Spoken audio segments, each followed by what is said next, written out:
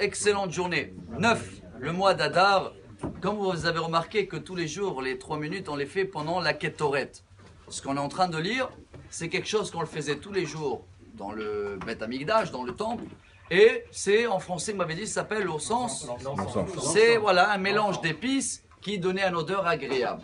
Et il se faisait sur un petit autel qui s'appelait Mizbeach Hazav, tout en or. Si vous vous rappelez, il y a 10 jours en arrière, quand on avait lu la paracha avec toutes les ustensiles du temple, la shulchan, la table avec le pain, la menorah, l'autel où on faisait les sacrifices, et les vêtements, et comme si on a oublié le Mizbeach HaKetoret. On a laissé pour cette semaine, dernière montée, après les vêtements, après tout, comme si, il y a encore quelque chose, c'est vrai. Pourquoi il ne fait pas partie dans la liste où il fallait mettre la shulchan, la table et la menorah et le Mizbeach? Il y a beaucoup de réponses, c'est vrai. Il y en a qui disent qu'il faut commencer par les sacrifices. L'arche, ça représente l'étude de la Torah, Aaron Abrit. La menorah représente quoi? La foi, il faut se renforcer dans la foi. Shulchan, la table avec le pain, représente notre parnassa, il faut faire des efforts, qu'elle va être propre. Et le pain représente la façon de manger aussi. Ça doit être bien, avec des prières avant et après. Et quand tu fais tout ça, à la fin, tu vas arriver à une bonne odeur. Tu vas kiffer ton service vis-à-vis de Dieu. Mais, le Zohar HaKadosh, Rabbi Shimon Bar Yochai, dans Parashat Vayakel, il nous apprend. On est un peuple qui adore les ségoulottes.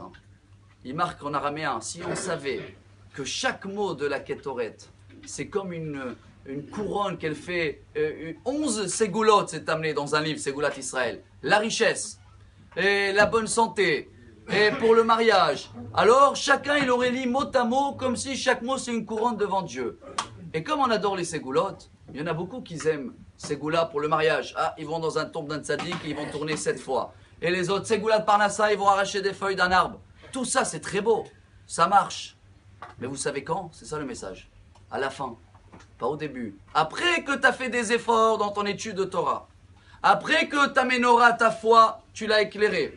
Après que ta parnassa, tu l'as travaillé comme il faut, et la façon de manger avec les bénédictions, là, ça arrive la Kabbalah, et les sgoulot, et les brachot. Là, ça marche et ça donne une bonne odeur. Mais quelqu'un qui va commencer directement par la fin, il veut une ségoula, mais il ne veut pas améliorer son caractère, sa foi, sa façon de s'habiller.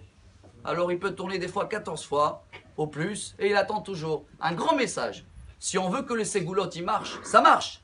Mais ça arrive exprès à la fin, après les efforts qu'on doit faire nous personnellement. Et c'est comme ça, Bezrat Hashem, qu'on s'appelle Am Ségoula. Alors si on veut que ça marche, on fait comme la Torah nous apprend. Et comme ça, Bezrat Hashem, un bon mariage à tout le monde, bonne parnassa. Et bonne journée. Amar Rabbi Elazar, Amar Rabbi Hanina.